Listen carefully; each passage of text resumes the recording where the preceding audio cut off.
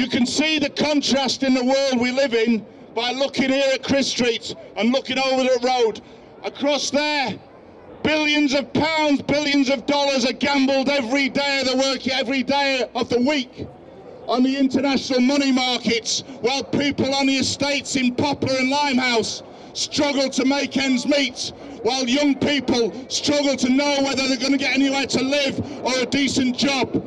And the only way EastEnders have ever made progress is when we've stood together, organised and fought back, and that's what the Poplar councillors did. And that's what people did, because we've always had people coming into the East End to create division.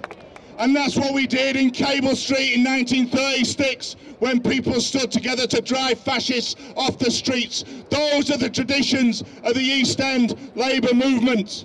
And we've got a choice in this general election about what sort of world we want to live in, because we're going to either have a government of the millionaires for the billionaires, or we're going to have a government for the people. And I know what you want, and I know what I want to see.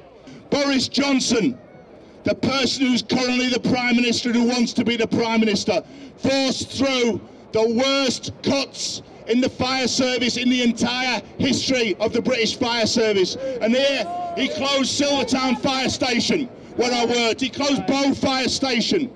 He's devastated fire cover. And then we see the horrific fire at Grenfell. And we see an attempt to play divide and rule again between a community devastated by that fire and between workers who were sent in to put their lives on the line trying to save people. But behind that lies years of decisions, political decisions, to deregulate, to privatise, to make cuts. Those are the people who are in charge currently.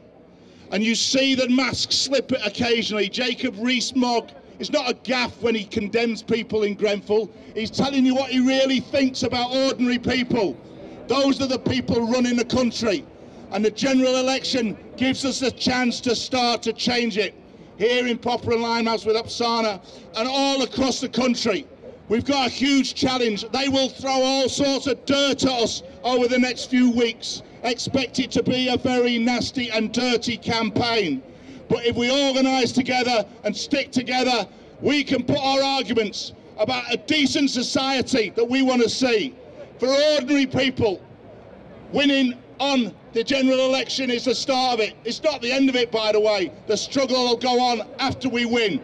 But let's get out there, campaign, put our arguments, convince people and win a massive victory in the general election. Thanks very much.